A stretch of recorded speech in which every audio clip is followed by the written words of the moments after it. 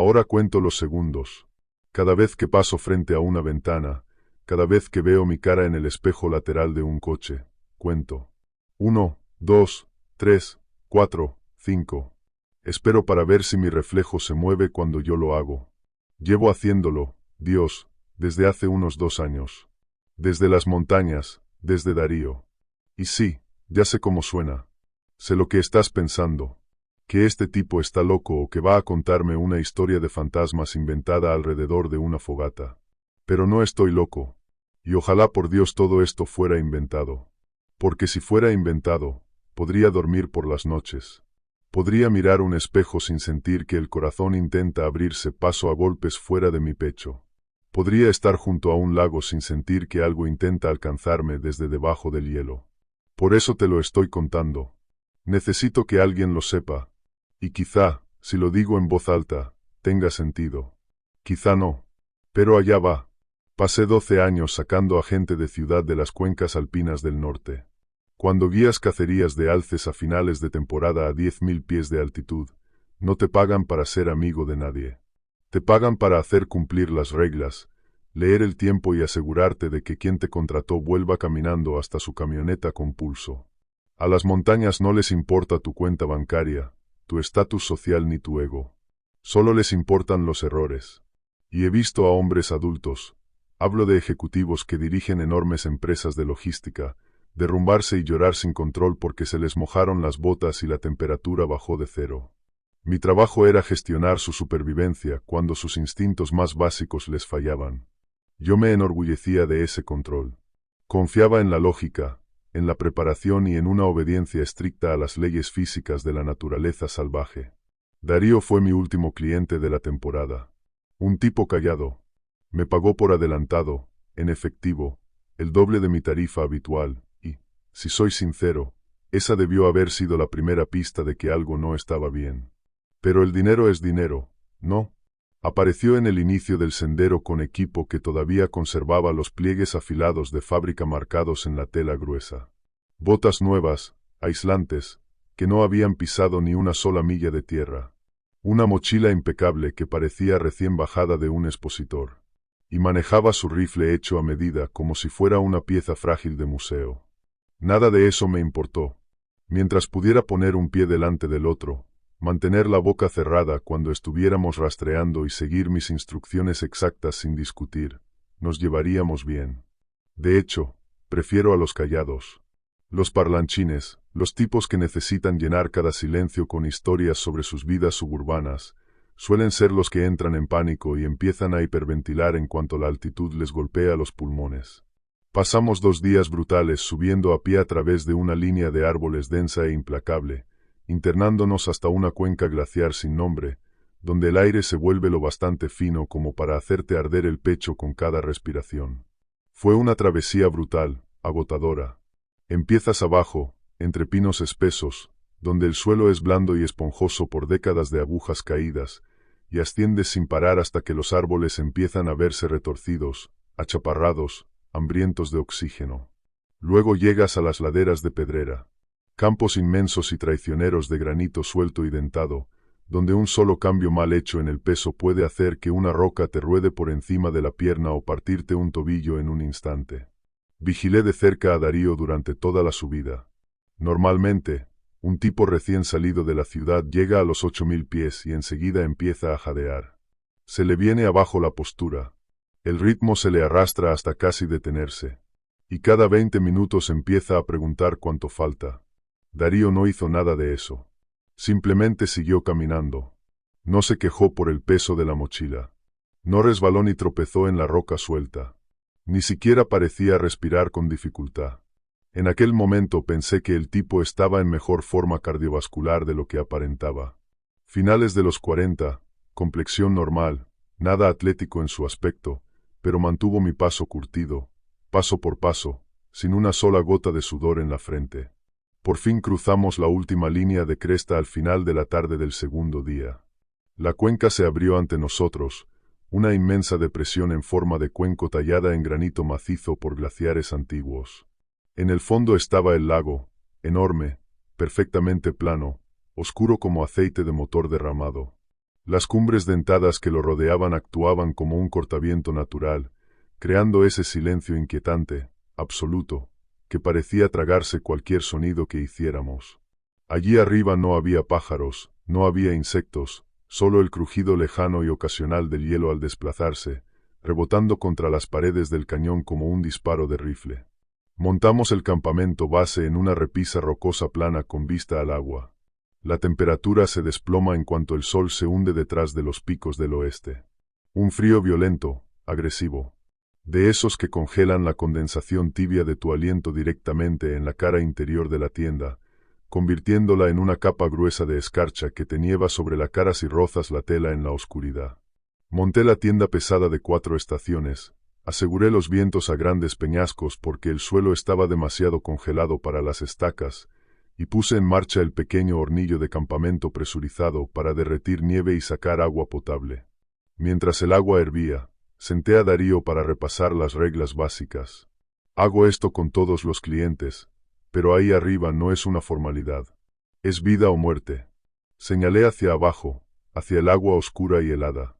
Escúchame con atención, le dije, asegurándome de que tuviera los ojos fijos en mi cara. Mañana por la mañana vamos a bordear la orilla de esa agua para llegar a las zonas de alimentación del norte. ¿Ves cómo el hielo forma una repisa blanca junto a la orilla? Parece sólido, pero es una trampa. Aquí arriba, el hielo no se congela de manera uniforme. Debajo, cerca de la orilla, corren corrientes térmicas profundas y rápidas. El hielo sobre esas corrientes puede parecer grueso, pero es frágil. Si pisas un punto débil, no es que simplemente caigas al agua. La corriente te atrapa las piernas y te arrastra por debajo de la capa sólida de hielo. Vas a quedar atrapado bajo un techo de agua congelada, y te vas a ahogar en la oscuridad antes de que yo siquiera pueda desabrochar mi mochila. Darío se quedó mirando el lago, con la cara completamente en blanco. Sin miedo, sin aprensión.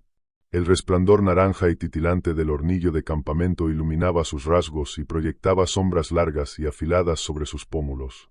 Así que cuando nos pongamos en marcha, continué, marcando cada palabra, vas a pisar exactamente dentro de mis huellas. No te desviarás ni una pulgada. Si yo paso por encima de una roca, tú pasas por encima de esa roca exacta. Si camino en zigzag, tú haces ese mismo zigzag exacto. ¿Entiendes? Giró lentamente la cabeza para mirarme. Sus ojos eran oscuros, planos, ilegibles, reflejando la pequeña llama azul del hornillo. Entiendo, Héctor. Voy a pisar exactamente donde pises tú. Comimos nuestras raciones deshidratadas en silencio y nos metimos en los sacos de dormir. Dormí fatal esa noche. La altitud siempre me altera el reloj interno durante las primeras noches. Sueños extraños, fragmentados, ansiosos. Un dolor de cabeza sordo, pulsante, detrás de los ojos. Me desperté a las 4 de la mañana, una hora entera antes del amanecer. Dentro de la tienda hacía un frío brutal. Podía ver mi aliento salir en espesas nubes blancas con la luz tenue de la linterna frontal. Seguí mi rutina de la mañana, hornillo encendido, equipo de supervivencia revisado, rifles descargados y revisados, cargadores llenos. Até un pequeño espejo de afeitar de acrílico barato al poste central de aluminio de la tienda. Lo uso todas las mañanas para buscar las primeras señales de congelación en la nariz y en las mejillas. Aquí arriba puedes perder tejido facial sin sentir siquiera una sola punzada de dolor. Darío se despertó unos 20 minutos después, se incorporó de golpe dentro del saco de dormir, en silencio, y empezó a atarse las botas. Eché agua hirviendo sobre café instantáneo molido en 2 tazas de hojalata abolladas y le tendí una. Estaba de pie junto al poste central, ajustándose el cuello de la chaqueta. El espejo de acrílico deformado colgaba justo al lado de su cabeza, perfectamente alineado con su hombro. Lo vi alargar la mano y tomar la taza de mi mano enguantada. Y al hacerlo, mis ojos cansados se desviaron hacia el trozo de plástico atado al poste. En el espejo de acrílico, el reflejo de Darío seguía completamente erguido, con los brazos descansando flojos a los costados, inmóvil. Dejé de respirar.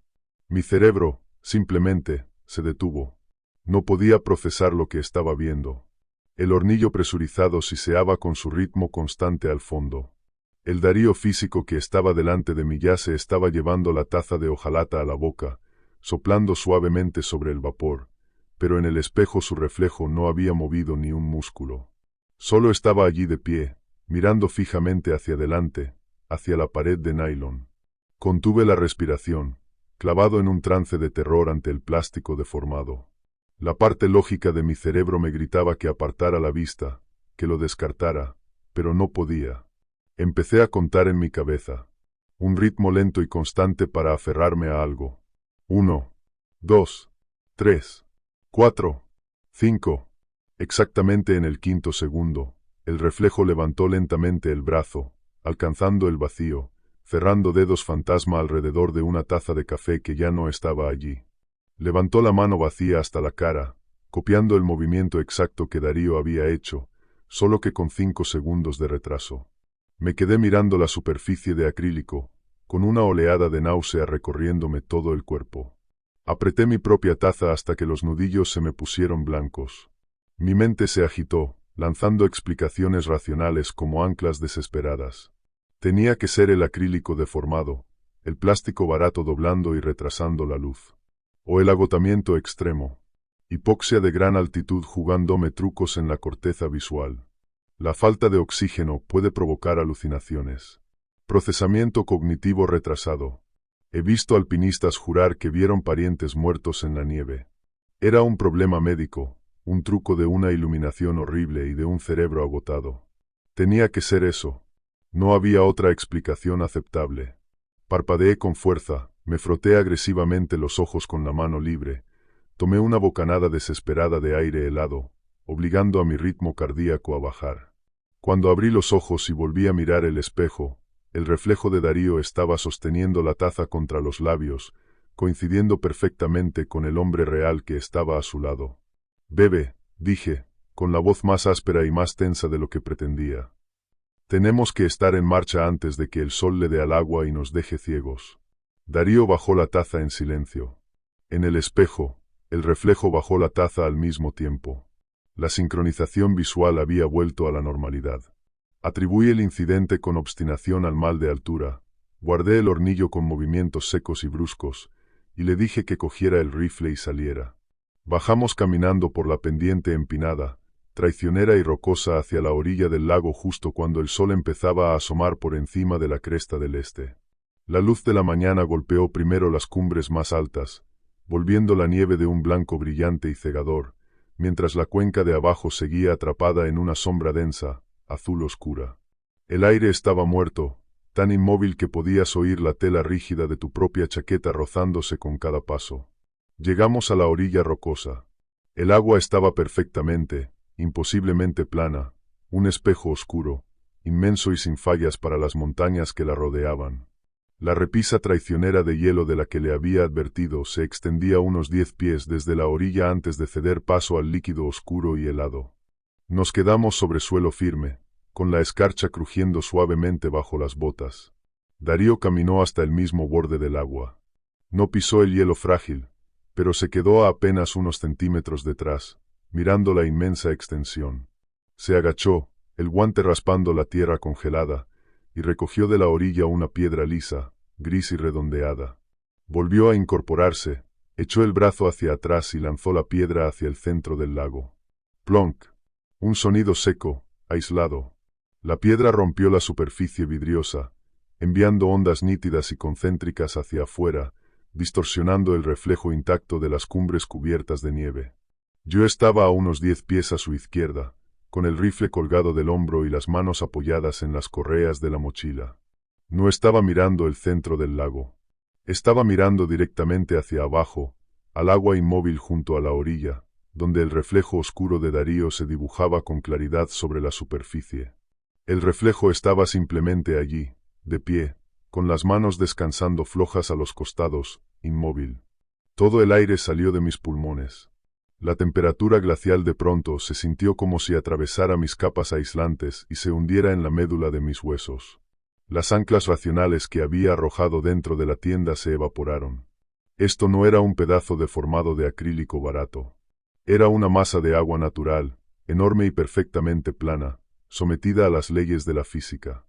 Me quedé mirando el reflejo, con el corazón golpeándome las costillas en un ritmo frenético. Volví a contar. 1, 2, 3, 4, 5. Exactamente en el quinto segundo, el reflejo oscuro se agachó, extendió la mano hacia el suelo reflejado, y la mano oscura se cerró alrededor de una piedra que físicamente ya no estaba allí. El reflejo volvió a erguirse, echó el brazo hacia atrás y ejecutó un movimiento de lanzamiento perfecto. En el reflejo, una piedra fantasma golpeó la superficie.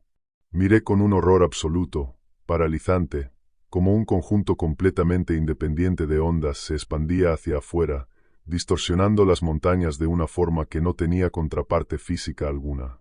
El agua real, en el centro, ya se estaba calmando después del chapoteo físico, pero el agua reflejada junto a la orilla apenas estaba empezando a agitarse. Levanté despacio la vista hacia el Darío real. Estaba completamente quieto, mirando hacia el centro del lago. De espaldas a mí. No parecía haber notado lo que acababa de pasar a sus pies. O peor aún, simplemente no le importaba. Apreté la correa de lona del rifle, sintiendo como el material áspero me mordía la palma. Miré a mi alrededor, a las paredes de granito verticales y altísimas. A 20 millas de la carretera maderera más cercana, completamente, absolutamente solos a 10.000 pies de altitud. Y el hombre que estaba a 10 pies de mí estaba, en lo más básico, fuera de sincronía con el mundo físico. Me obligué a apartar la vista del agua. Si miraba demasiado tiempo, si dejaba que el terror se me viera en la cara, sabría que yo lo había visto. Tenía que mantener el control allá arriba. El control es la única moneda que importa.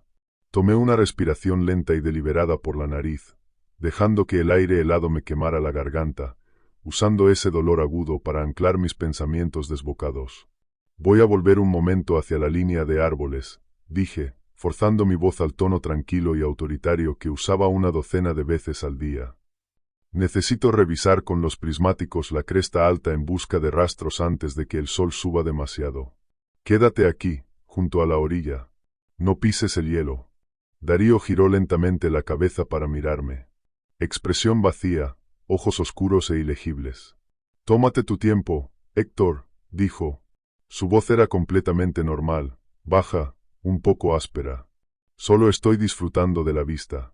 Le hice un gesto corto con la cabeza, le di la espalda y empecé a subir por la pendiente empinada hacia el campamento. Cada paso exigía un esfuerzo monumental de voluntad. Darle la espalda se sentía como exponerle la garganta a un depredador. El vello de la nuca se me erizó, pinchándome contra el cuello de lana. Esperaba oír botas sobre la grava detrás de mí. Esperaba un impacto pesado, pero el aire siguió muerto en silencio, roto solo por el rechinar rítmico de mis propios pasos. Llegué al grupo de peñascos desgastados donde habíamos montado la tienda. En el momento en que quedé fuera de su línea de visión, mi fachada profesional se vino abajo. Caí sobre una rodilla detrás de una losa de granito, con el pecho subiendo y bajando como si acabara de correr montaña arriba, y las manos temblando con tanta violencia que apenas podía manipular las hebillas de la mochila. Ya no me importaba la cacería. No me importaba la tarifa doble que había pagado. Había algo fundamentalmente mal en el hombre que estaba abajo, junto al agua, y mi única prioridad era sacarnos vivos de esa montaña. Metí las manos con desesperación en el compartimento inferior de la mochila, buscando el estuche rígido reforzado e impermeable donde guardaba el teléfono satelital, mis salvavidas.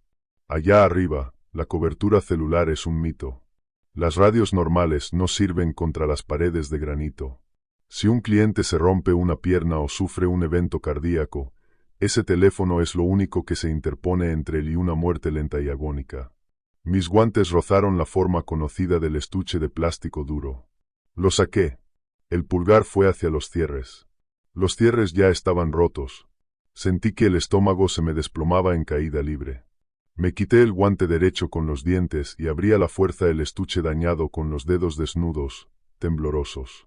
El teléfono satelital de dentro estaba completamente destruido. No era que se hubiera caído sin más. La antena gruesa, recubierta de goma, había sido arrancada del cuerpo principal. Sobresalían cables dentados, como venas seccionadas. La pantalla estaba reventada en una telaraña de polvo blanco y vidrio fracturado. El teclado estaba hundido, aplastando el circuito interno hasta dejarlo convertido en un desastre inútil. Me quedé mirando el aparato arruinado, con la mente disparada. El estuche era prácticamente indestructible. Podías pasarle por encima con un camión forestal y apenas rasguñarlo. La fuerza necesaria para aplastar el teléfono dentro era brutal. ¿Todo bien ahí atrás, Héctor? Me estremecí violentamente, y el hombro chocó contra el granito helado. Darío estaba de pie al otro lado de las rocas, mirándome directamente hacia abajo. No lo había oído acercarse. El suelo alrededor del campamento era pedrera suelta y dentada. Caminar sobre eso suena como marchar sobre vidrio roto. Es físicamente imposible que un hombre adulto cargado con equipo se mueva por ahí sin hacer ruido. Y aún así, Darío había cerrado 30 yardas desde la orilla en un silencio absoluto. Ni un crujido de grava, ni una respiración pesada. Simplemente había aparecido. Me quedé congelado, con las manos desnudas todavía apoyadas sobre el teléfono aplastado. Alcé la vista hacia sus ojos planos y oscuros, tratando desesperadamente de leer en ellos alguna señal de malicia. No había nada. Solo un vacío inquietante, hueco. El teléfono se rompió, dije, manteniendo la voz firme, luchando contra el impulso de desenfundar el arma corta sujeta a mi pecho. Le mostré el aparato destrozado, observando su cara en busca de una reacción. Darío inclinó un poco la cabeza. El movimiento fue increíblemente suave, demasiado suave, como una cámara girando sobre un trípode engrasado. Anoche mi mochila se me resbaló cuando estaba sacando el saco de dormir, dijo, en un tono casual, casi disculpándose. Debió de caer justo sobre tu estuche. No me di cuenta de que hubiera causado daños. Mis disculpas, Héctor. Te compensaré el reemplazo cuando volvamos al pueblo. Por ahora, concentrémonos en la cacería. Estaba mintiendo. Una mentira pulida, lógica, perfectamente entregada, pero físicamente imposible. El estuche de mi teléfono satelital estaba guardado en el fondo de mi propia mochila, enterrado bajo capas de ropa y equipo. Su mochila no podía haberse resbalado y haber caído sobre él. Alguien tenía que haber hurgado a propósito en mi mochila, abrir el estuche, aplastar sistemáticamente el aparato y volver a guardarlo todo mientras yo dormía. Nos estaba aislando activamente del mundo exterior. Tragué el bulto seco que tenía en la garganta y asentí, forzando una sonrisa tensa y profesional que sentía que iba a agrietarme la cara congelada. Bien, dije, guardando el plástico inútil de nuevo en la mochila. Estas cosas pasan en terreno salvaje. Tendremos que tener mucho más cuidado. Vamos. Es probable que la manada esté echada en la arboleda alta de la cresta norte. Pasamos las 3 horas siguientes subiendo cada vez más dentro de la cuenca. La tensión en mi pecho era un peso denso, asfixiante. Mantuve a Darío caminando unos 15 pies por delante de mí, usando la excusa de que necesitaba vigilar nuestra retaguardia para asegurarme de que no nos flanquearan pumas. En realidad, no soportaba la idea de llevarlo detrás. Mientras subíamos, empecé a observarlo con una intensidad enfermizamente concentrada. Cuando llevas más de una década guiando, aprendes a leer la manera de andar de un hombre como si fuera un libro. Ves los pequeños microajustes cuando las rodillas empiezan a doler. Notas cómo los hombros se vencen bajo el peso de una mochila. Escuchas el ritmo irregular de la respiración cuando la altitud le roba oxígeno a la sangre. Un cuerpo humano luchando contra la gravedad a 10.000 pies es una máquina ruidosa, ineficiente, esforzada. Darío no mostraba ninguno de esos signos. Subía la pendiente empinada de 45 grados de talud suelto con una eficiencia fluida, mecánica. Las botas pesadas caían completamente planas sobre las rocas dentadas, sin resbalar nunca, sin soltar piedras sueltas. La columna seguía perfectamente recta, intacta pese al peso de la mochila. No jadeaba, no sudaba. La nuca la tenía seca como hueso a pesar del esfuerzo brutal. Era el valle inquietante hecho vida de una manera monstruosa. Parecía un ser humano, llevaba ropa humana, cargaba equipo humano, pero la biomecánica que había debajo estaba, en lo más básico, mal. Como ver una máquina muy avanzada llevando puesto un traje de piel. Comprendí, con un pavor que me revolvió el estómago, que no estaba guiando a un cliente adinerado. Estaba siguiendo a un depredador alfa, altamente adaptado, que había imitado a su presa a la perfección. Mientras seguíamos avanzando, mi mente volvió de golpe a un incidente de la tarde anterior. Habíamos estado atravesando un canal estrecho y traicionero bajo una pared rocosa gigantesca. El granito de arriba estaba podrido, fracturado por años de congelación y deshielo. Yo iba abriendo paso cuando oí un crujido brusco y violento desde el acantilado que teníamos encima. Roca desprendiéndose. Me lancé contra la pared del cañón, cubriéndome la cabeza, gritando una advertencia. Una nube enorme de polvo de granito descendió de golpe y me cegó durante varios segundos. Cuando el polvo se despejó, me di la vuelta esperando lo peor. Darío estaba allí de pie, sacudiéndose el polvo del hombro con total tranquilidad. Me miró con una expresión leve, imperturbable, y dijo con calma que un trozo de roca le había rozado el hombro. Parecía estar bien. Acorté la distancia de inmediato, revisándole las pupilas, haciéndole preguntas cognitivas, pasándole las manos por la clavícula para comprobar si había fracturas. Superó todas las pruebas perfectamente. El equipo no estaba rasgado. No sangraba. No estaba mareado. Solté un enorme suspiro de alivio, lo atribuí a una suerte increíble por haber salido casi ileso, y seguimos adelante. Ahora, viendo a esa cosa imposible deslizarse montaña arriba, ese recuerdo adquiría un contexto nuevo, oscuro, aterrador. Llegamos a una meseta alta, barrida por el viento, poco antes del mediodía. El sol brillaba con una intensidad cegadora, reflejándose en neveros dispersos con un resplandor plano y agresivo. El suelo era en su mayor parte roca madre sólida, pulida por glaciares antiguos. En el centro de la meseta, el sol había derretido una depresión ancha y poco profunda en la roca, formando un enorme charco de agua de escorrentía. El aire helado lo había convertido en una capa gruesa de hielo oscuro y pulido, barrido de nieve por el viento implacable. Parecía una inmensa placa de cristal negro incrustada en la piedra. Darío no alteró su paso. Caminó directamente sobre la superficie congelada, con las botas crujiendo suavemente sobre el hielo liso. Yo me quedé clavado en seco en el borde rocoso. No pude obligar a mis piernas a moverse. Tenía los ojos fijos en el hielo oscuro bajo sus botas. Sabía lo que iba a ver. Y todos mis instintos de supervivencia me gritaban que me diera la vuelta y echara a correr, pero tenía que saberlo.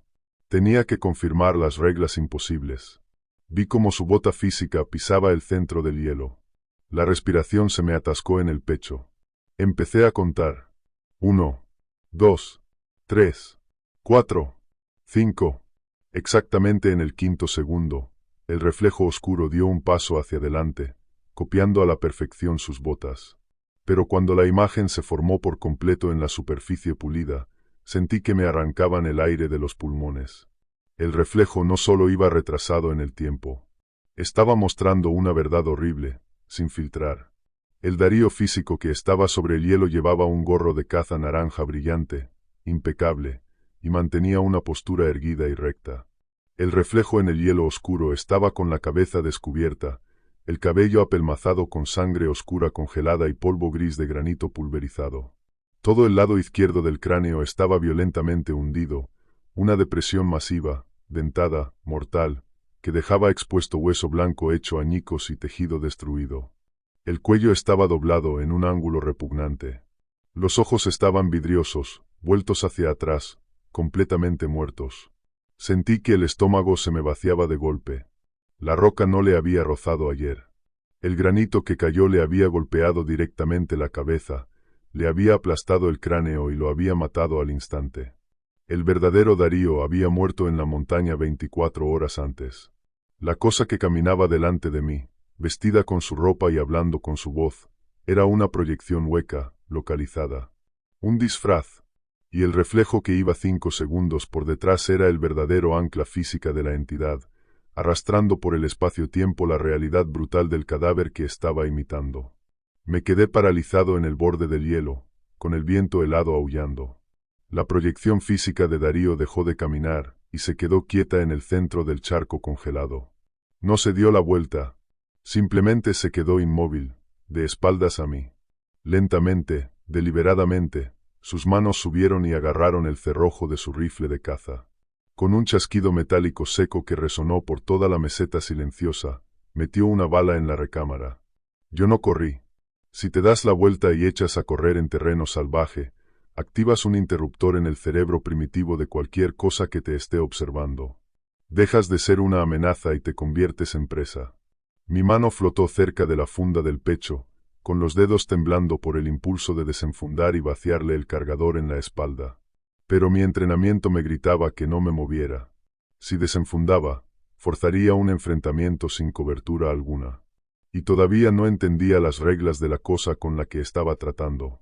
Me obligué a apartar la mano de la funda y agarré en cambio la correa de mi rifle. Tomé una respiración lenta y medida del aire helado, y proyecté la voz dura que reservo para los clientes imprudentes que están a punto de hacerse matar. Seguro puesto, Darío, ordené, con un tono duro y plano. No metemos una bala en la recámara hasta tener a la vista un objetivo confirmado. Conoces las reglas. Vacía la recámara y vuelve a poner el seguro. Ahora.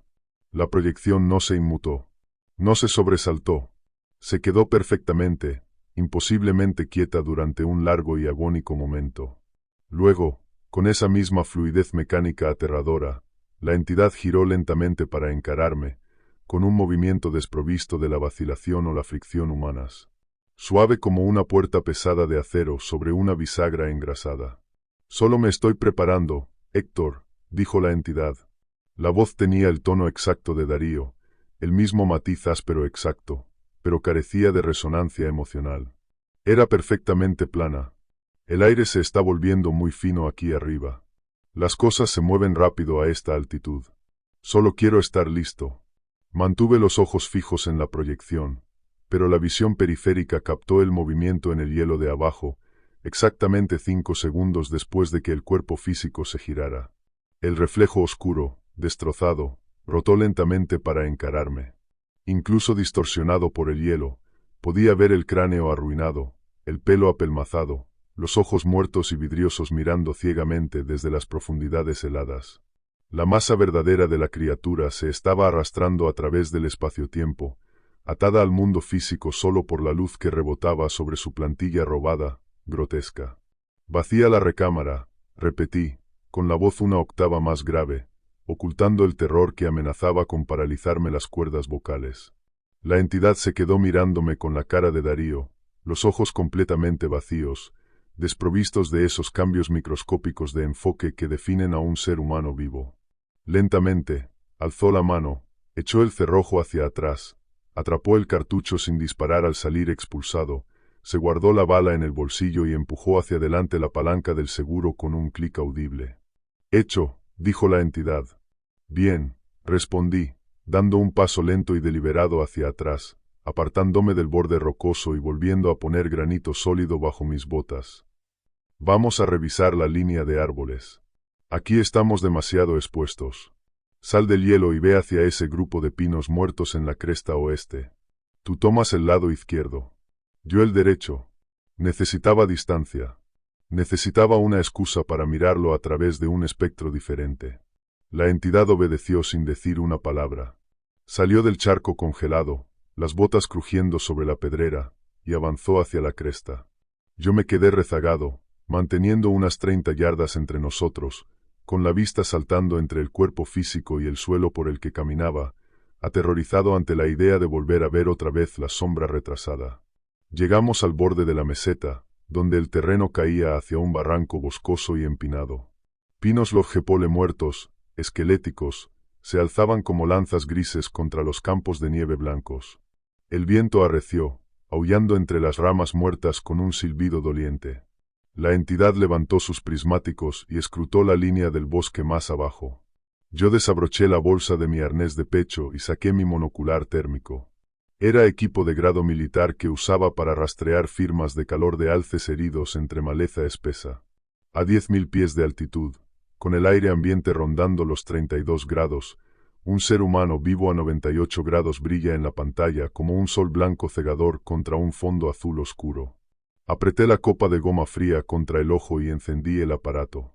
La pantalla cobró vida, pintando el paisaje en tonos duros, de alto contraste, entre negro y azul oscuro. Barrí lentamente el barranco con la lente, fingiendo que buscaba animales. Me tomé mi tiempo para establecer una temperatura base, dejando que el software se calibrara. Luego, con un movimiento suave, pasé la lente térmica directamente sobre la entidad que estaba de pie a 30 yardas a mi izquierda. La pantalla no registró absolutamente nada. Me quedé helado, con el dedo flotando sobre el botón de zoom. Parpadeé, pensando que el frío había provocado un fallo. Bajé el monocular, miré directamente al Darío físico con su gorro naranja brillante y su chaqueta pesada, y volví a llevarme la lente al ojo. Nada de brillo blanco. Nada de fuga de calor. La pantalla no mostraba más que un azul profundo, helado. La entidad no tenía calor corporal. Estaba exactamente a 32 grados, igualando a la perfección el granito congelado y la madera muerta, sin generar ni una sola chispa de energía biológica.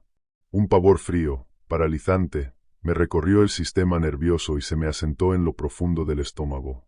Bajé el monocular. Las manos me temblaban con tanta violencia que tuve que apretarlo contra el pecho para estabilizarlo. Por fin lo entendí. El cuerpo físico no era real. Una proyección liviana. Una ilusión óptica increíblemente compleja y altamente localizada. No tenía masa, no tenía calor, no tenía funciones biológicas internas. Solo una fotografía tridimensional hueca tendida sobre aire vacío. Pero el reflejo retrasado en el espejo de acrílico y en el hielo congelado, ese era el verdadero ancla física de la entidad. La masa real, densa y horrorosa, intentando hundirse bajo el peso de la física. La luz tardaba 5 segundos más en rebotar desde su forma verdadera porque la entidad estaba arrastrando su peso masivo y brutal a través del espacio-tiempo local.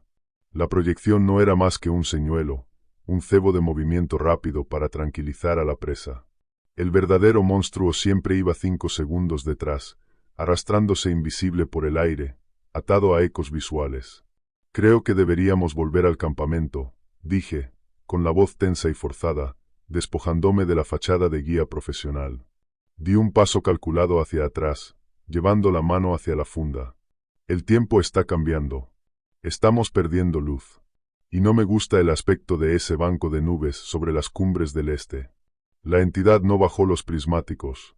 No se giró. Simplemente siguió quieta, mirando dentro del barranco oscuro. Todavía no hemos encontrado lo que estamos buscando, dijo la voz de Darío. Pero la voz no vino de la proyección que estaba a 30 yardas.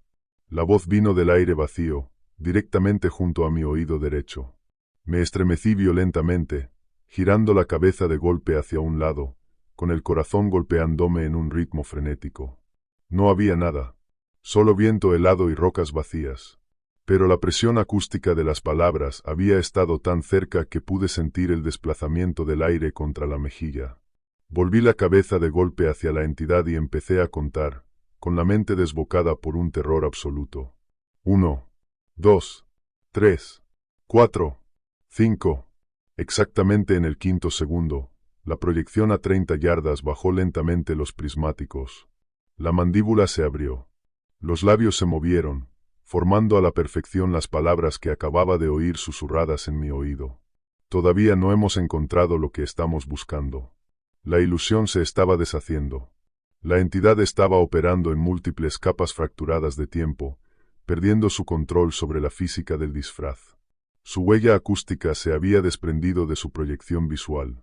Las ondas sonoras estaban llegando en tiempo real, generadas por la masa verdadera e invisible que flotaba justo a mi lado, mientras el señuelo visual, rezagado, seguía 30 yardas más allá, interpretando un guión ya pronunciado. Yo estaba al lado del monstruo real. La cacería se acabó, dije, con la voz temblando, incapaz de ocultar el miedo en estado puro. Di otro paso desesperado hacia atrás, moviéndome a ciegas hacia el borde empinado de la meseta. No me importaba la caída. Solo necesitaba alejarme del espacio vacío que tenía al lado de la cabeza. El viaje termina aquí. Recogemos todo y bajamos ahora mismo. Estás caminando demasiado rápido, Héctor, susurró la voz. Esta vez el sonido no vino de mi lado. Vino directamente de detrás de mi cabeza, en la base del cráneo.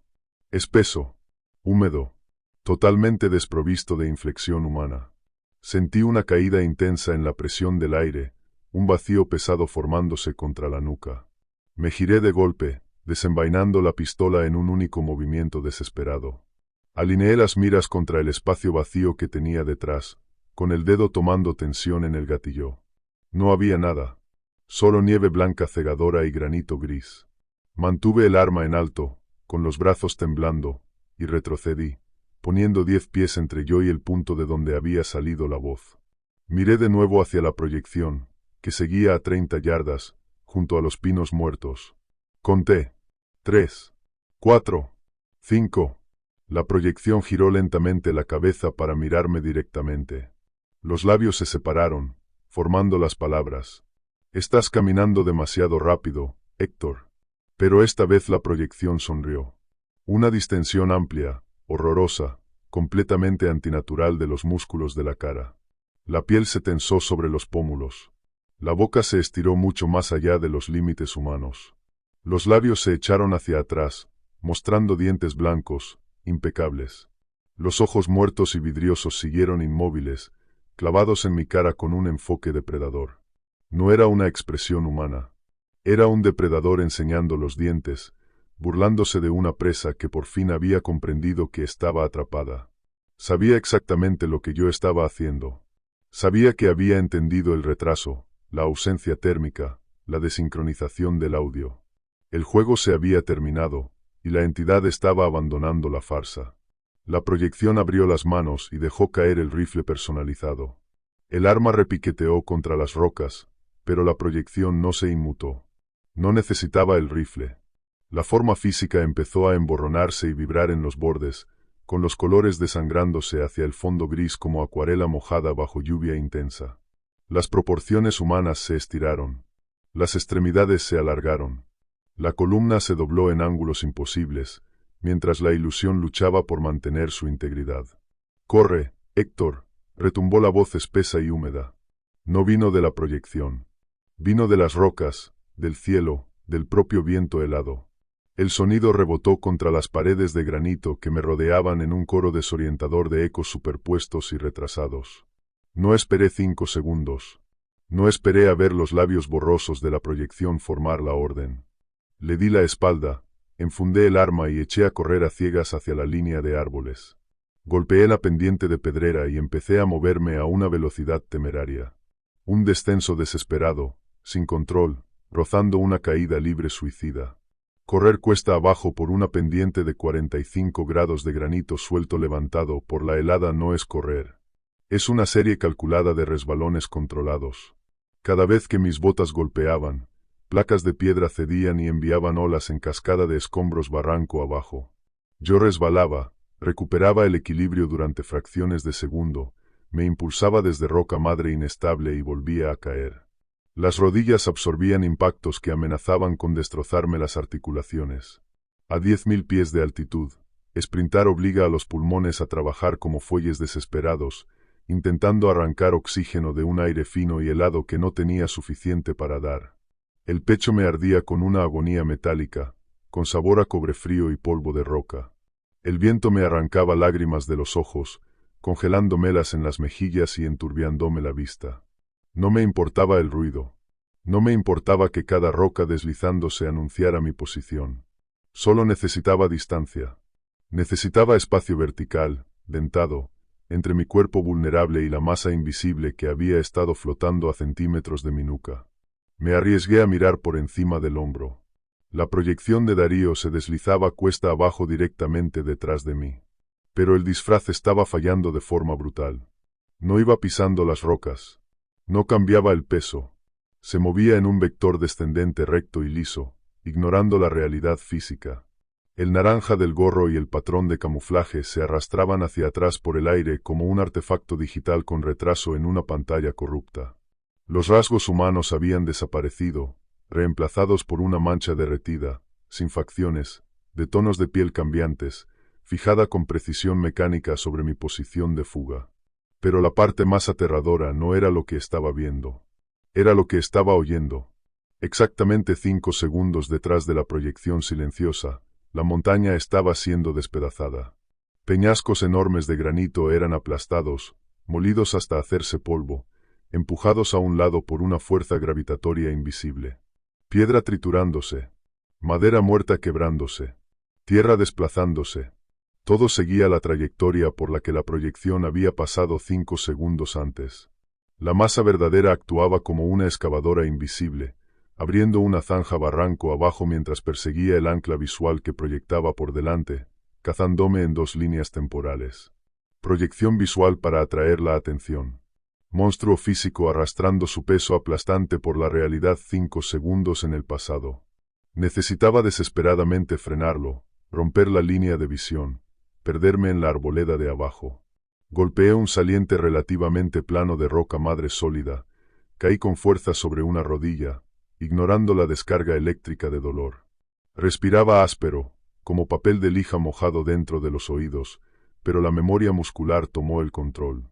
Me descolgué el rifle del hombro, apoyé la culata fría contra la mejilla y ni me molesté con la óptica. La entidad estaba a menos de 50 yardas y acelerando. Apunté directamente por el cañón, con ambos ojos abiertos, al centro de masa de la proyección deslizante y emborronada. Sabía que la proyección no era más que luz manipulada, pero esperaba desesperadamente que interrumpir el ancla visual pudiera desorientar a la masa invisible. Exhalé con fuerza, contuve el aire para estabilizarme, apreté el gatillo. El estampido del 300 Winchester Magnum rebotó contra las paredes del cañón, ahogando por un instante el triturar de las rocas. Vi la bala impactar a la proyección de lleno en el pecho. No hubo impacto, no hubo sangre, no hubo resistencia, no hubo sacudida cinética.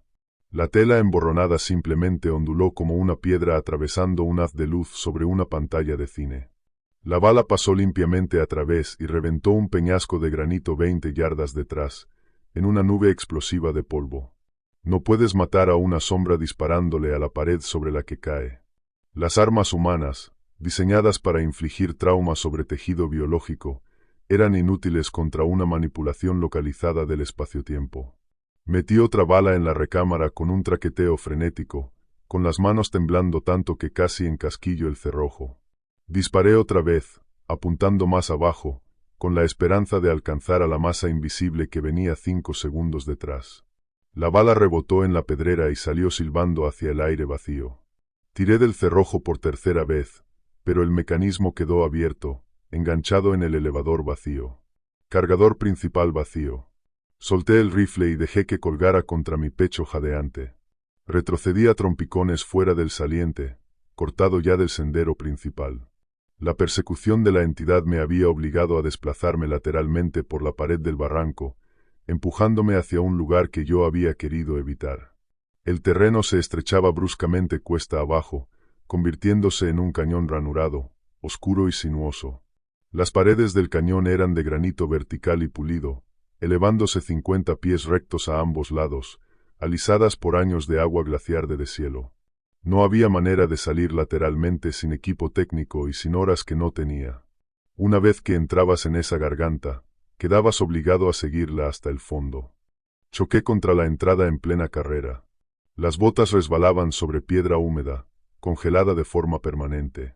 La temperatura dentro cayó 10 grados de golpe, protegida del sol. El fondo no era roca ni grava. Era una cinta continua de hielo oscuro y pulido. Un arroyo subterráneo de deshielo, congelado, serpenteando cuesta abajo hacia el lago principal. Golpeé el hielo con fuerza. Las botas buscaban agarre desesperadamente. Los brazos se agitaban mientras me deslizaba más hondo dentro del corredor claustrofóbico. Me estaban arreando. La entidad no me había estado persiguiendo a ciegas. Su trayectoria había sido calculada para embudarme dentro de una caja de muerte natural. Saqué la pistola, quité el seguro con el pulgar y levanté el arma mientras retrocedía despacio por el canal helado. Las paredes de granito se cerraban sobre mí, estrechándose hasta apenas 8 pies, atrapándome en un túnel de piedra y hielo. El sonido de trituración allá afuera se detuvo de golpe.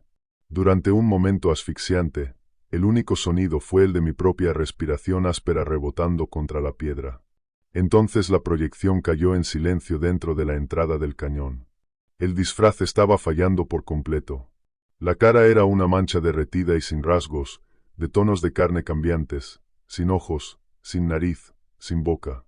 Las extremidades se alargaban más allá de toda proporción natural. Los brazos colgaban por debajo de las rodillas. Los dedos terminaban en puntas borrosas, temblorosas. «Ya no te queda a dónde ir, Héctor». La voz resonó. No vino de la proyección. Rebotó en las paredes de granito, rodeándome en un coro desorientador. La desincronización acústica era absoluta. La entidad me rodeaba con sonido mientras proyectaba su señuelo delante.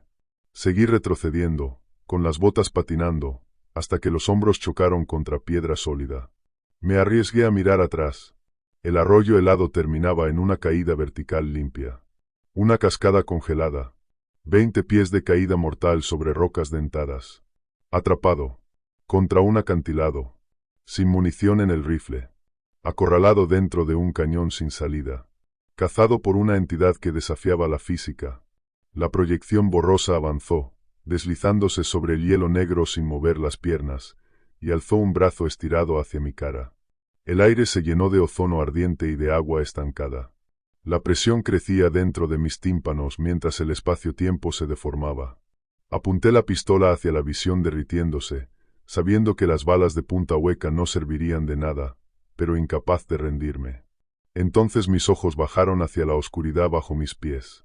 Miré el hielo pulido. El reflejo estaba allí. No era una proyección borrosa. A través de la superficie oscura podía ver la realidad verdadera, sin filtrar. Una masa enorme y densa de oscuridad cambiante y segmentada, cubierta de placas gruesas, acorazadas, que absorbían la luz, arrastrándose por la cara inferior del hielo sobre múltiples extremidades articuladas, tirando de su volumen inmenso con una potencia mecánica.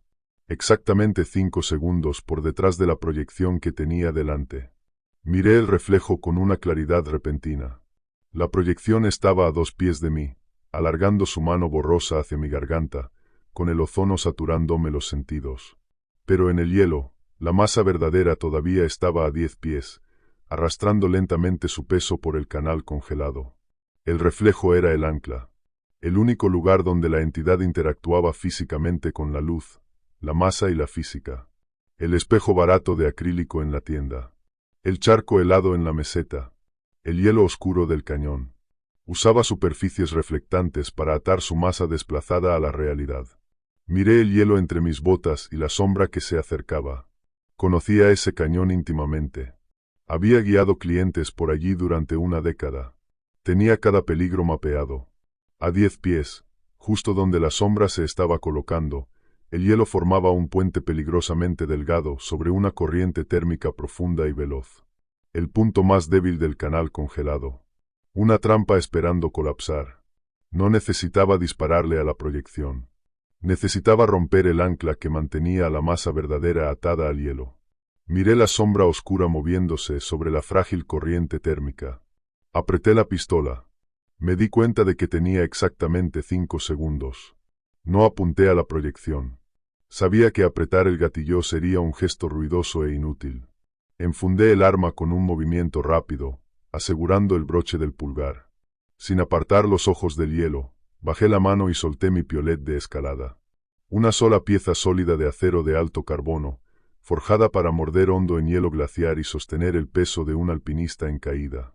El mango, envuelto en goma gruesa, me ancló en la mano temblorosa. Física simple y primitiva. Masa, palanca, acero endurecido. La proyección estaba a menos de 2 pies. El disfraz se estaba deshaciendo por completo. La fidelidad visual se rompía en una mancha horrorosa.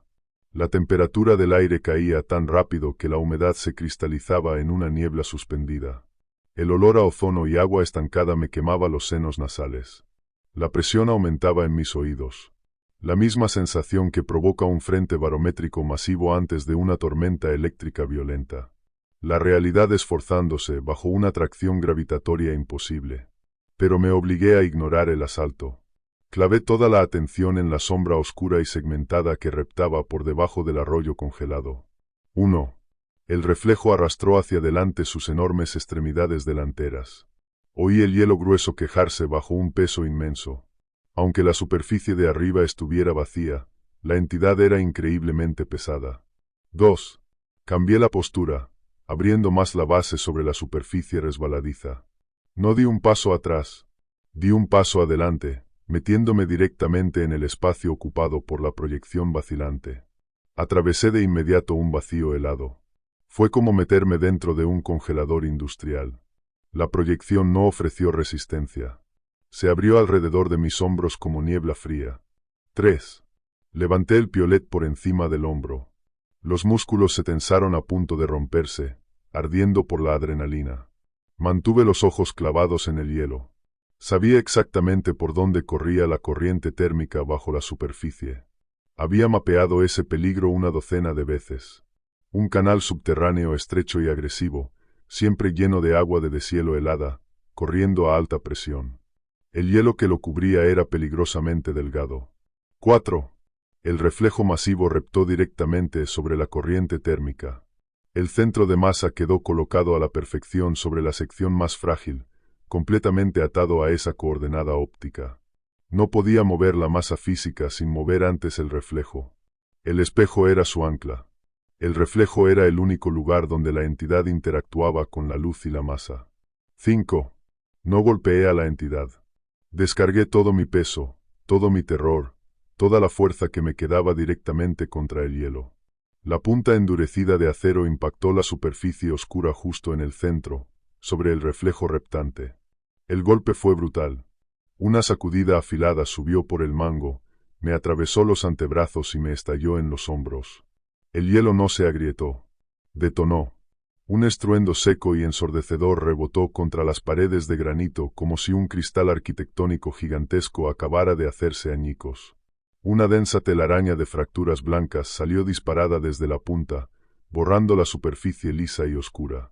Arranqué el piolet y lo volví a clavar una segunda vez, golpeando el mismo punto comprometido. La integridad estructural falló por completo. Un trozo enorme y dentado de superficie congelada, de 6 pies de ancho, se vino abajo y cayó dentro de la corriente negra, rápida, completamente oscura. La superficie reflectante se hizo añicos en miles de pedazos, destruyendo el ancla visual que la entidad usaba para sujetarse a la realidad. En el instante en que el reflejo se rompió, la proyección soltó un sonido que llevaré en mis pesadillas hasta el día en que muera. No era una voz. No era el rugido de un animal. El sonido fue horrendo, mecánico, como chapas de metal desgarrándose, superpuesto con un chirrido agudo de realimentación que me hizo doler los dientes y me nubló la vista. Sin su ancla visual, la entidad perdió su agarre sobre la realidad. La gravedad volvió de golpe a su sitio. El peso verdadero, masivo e invisible, quedó localizado directamente sobre el agujero roto en el hielo. Miré, paralizado por el horror, como el espacio vacío sobre el hielo colapsado se plegaba sobre sí mismo. El aire se deformó y se distorsionó. Un peso invisible precipitándose en línea recta hacia abajo, dentro del agua helada y turbulenta. La proyección de Darío desapareció al instante. No se desvaneció. Se apagó de la existencia como una bombilla reventada. El agua que corría bajo el hielo empezó a agitarse con violencia. Un chapoteo enorme estalló desde el agujero roto, rociando agua negra y helada sobre mis botas. La corriente térmica, increíblemente fuerte, un embudo implacable de escorrentía glaciar a alta presión. Oí la masa invisible y pesada golpeando el techo helado desde abajo, raspando y triturando mientras la corriente la atrapaba y se la llevaba. El sonido horrible y amortiguado de la criatura siendo arrastrada impotente por el canal oscuro fue haciéndose más débil, tirada hacia las profundidades sin luz del lago alpino. Luego el cañón quedó en un silencio total. El silencio no era opresivo ni expectante. Era solo el silencio normal, frío y vacío, de la naturaleza profunda. El único sonido era el flujo constante del agua bajo el hielo roto y el jadeo áspero de mis pulmones agotados. El bajón de adrenalina me golpeó como un mazazo en las rodillas. Las piernas se me vencieron. Me derrumbé sobre el hielo sólido, jadeando por aire. Las manos enguantadas aferraban el piolet con una intensidad tan brutal que no podía soltarlo. El frío helado se filtró a través del pantalón, pero no logré obligar al cuerpo a moverse. Me quedé sentado en la penumbra durante una hora entera, mirando sin expresión el agua oscura visible a través del agujero destrozado, esperando a que la superficie volviera a congelarse. Esperando que una mano saliera. esperando que una voz susurrara desde las paredes de granito. No pasó nada. La montaña volvió a ser solo una montaña. Pero mi situación de supervivencia pasó de aterradora a críticamente desesperada. Estaba sentado sobre un arroyo congelado a 10.000 pies de altura, a millas de cualquier sendero. La temperatura seguía bajando a medida que el sol de la tarde se hundía detrás de los picos del oeste. Había abandonado mi mochila, el saco de dormir, el hornillo y las raciones en la meseta alta. Solo tenía el arnés de pecho, unas pocas barritas de proteína, la pistola, el piolet y la ropa que llevaba encima. Volver a subir por la pendiente de Pedrera para recuperar el equipo era imposible en mi estado. Y regresar al lugar donde la entidad había dejado caer su disfraz era una barrera psicológica que no podía cruzar. Prefería congelarme entre los árboles antes que volver a pisar esa roca plana y reflectante. Obligué a mis articulaciones rígidas a enderezarse. Me puse de pie, apoyándome en el piolet como si fuera un bastón. Empecé la caminata larga y brutal para salir de allí. No seguí el arroyo congelado hasta el lago. Me negué a caminar cerca de cualquier superficie reflectante continua. Pasé 2 horas de agonía trepando en libre por la pared lateral empinada y dentada del cañón, clavando la punta de acero en granito podrido, izando mi peso hacia arriba hasta que crucé el borde y me desplomé dentro de la línea densa de árboles. La salida me llevó 3 días. 3 días de descenso agotador, alucinatorio, hacia la degradación física y mental. Caminé durante la primera noche, usando la luz tenue de la luna para orientarme entre pinos espesos, aterrorizado de que detenerme permitiera que la temperatura helada bajara mi calor interno hasta que el corazón se me parara. Mastiqué barritas de proteínas secas hasta que me dolió la mandíbula, dejando que esas pocas calorías sostuvieran unos músculos que temblaban sin control. La deshidratación se convirtió en mi enemigo principal. La montaña estaba cubierta de nieve de deshielo impecable y de cientos de charcos alpinos vidriosos. Pero me negué por completo a mirarlos. No me acercaba al agua quieta. La sola idea de ver mi propio reflejo, de mirar mi cara devolviéndome la mirada, esperando a ver si se movía, bastaba para cerrarme el pecho y dispararme un ataque de pánico. En lugar de eso, recogía puñados de nieve seca, la apretaba dentro de los guantes y dejaba que el calor del cuerpo la derritiera en gotas miserables que luego lamía de la tela. Era increíblemente ineficiente. Bajaba aún más mi temperatura interna, pero mantenía los órganos vitales funcionando lo suficiente como para seguir avanzando. Para la tarde del segundo día, la privación del sueño empezó a jugarme trucos brutales. Cada pino alto y muerto parecía una figura estirándose en mi visión periférica. Cada ráfaga de viento sonaba como la voz plana de Darío susurrando mi nombre. Caminaba con la pistola desenfundada, el dedo cerca del gatillo, girándome constantemente para revisar la retaguardia, apuntando a sombras y maleza vacía. Paranoico. Agotado.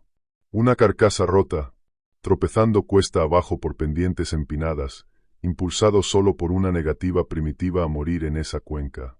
La mañana del tercer día, el bosque comenzó a aclararse. La pendiente pronunciada cedió a colinas onduladas.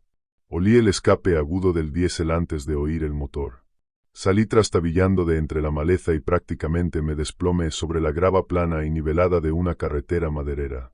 Un camión forestal enorme, cargado con troncos recién cortados, subía lentamente la cuesta. Me planté en medio del camino de tierra, agitando los brazos con desesperación, con el piolet colgando de la muñeca. El camión frenó con un chillido.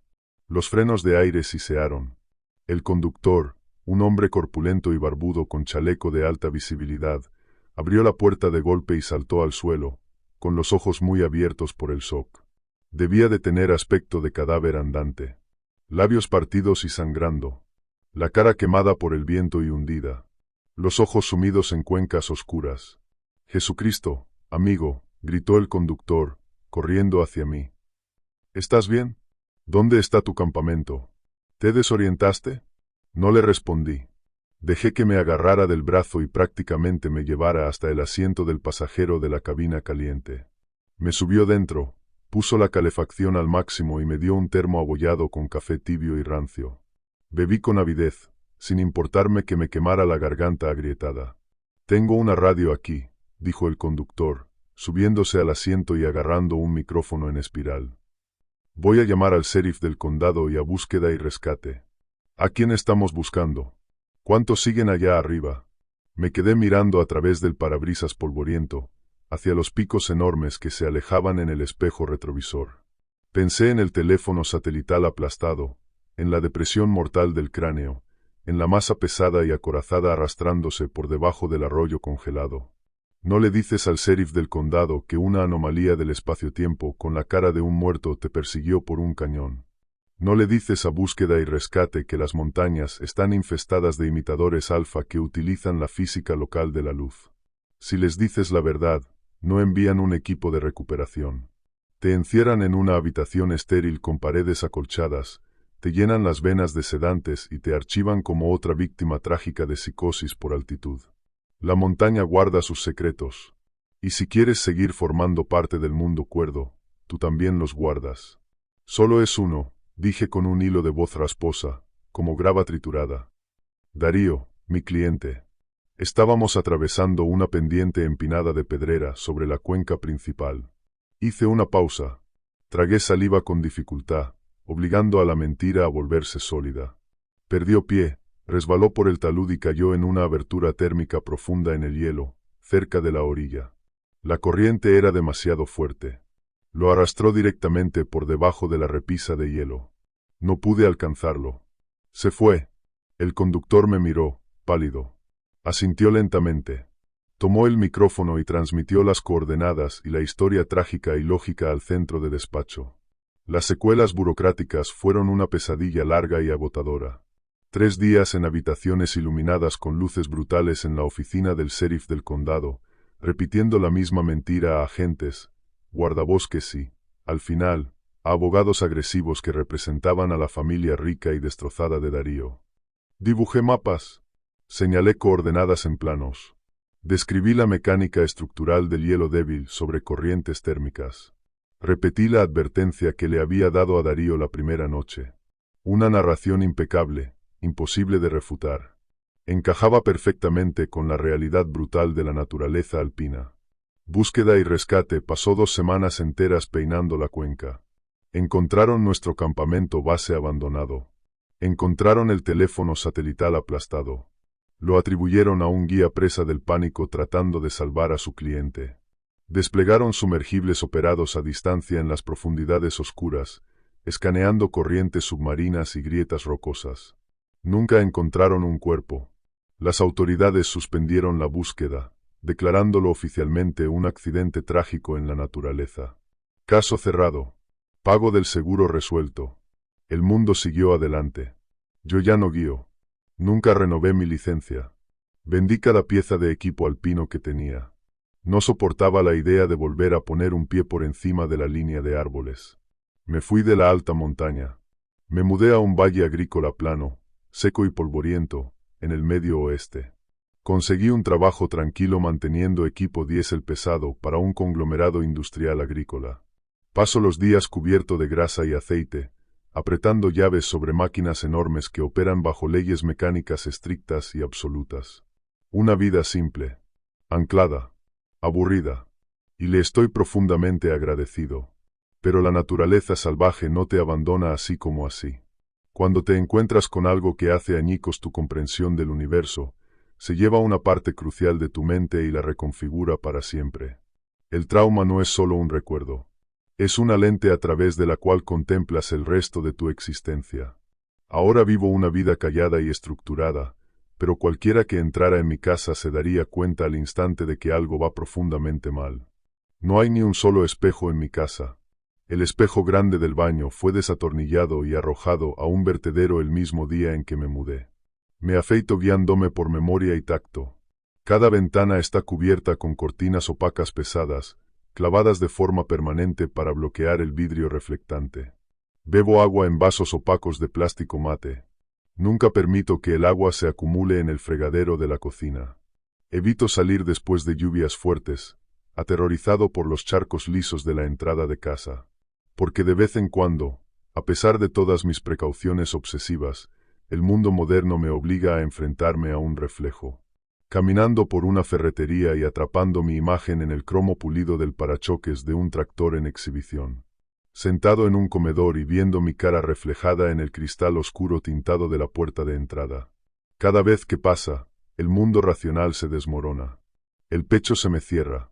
La respiración se me corta. El olor pesado a ozono quemado me llena la memoria. Me quedo congelado en el sitio. Los músculos se me bloquean en un pánico primitivo. Miro fijamente el vidrio, conteniendo la respiración, con el corazón golpeando en un ritmo violento. Y entonces, lenta y deliberadamente, empiezo a contar los segundos en mi cabeza. 1, 2, 3, 4, 5. Me quedo completamente inmóvil, atrapado en la jaula de mi propio trauma, rezándole a un Dios del que ya no estoy seguro que exista, para que el hombre que me devuelve la mirada se mueva exactamente cuando yo lo hago.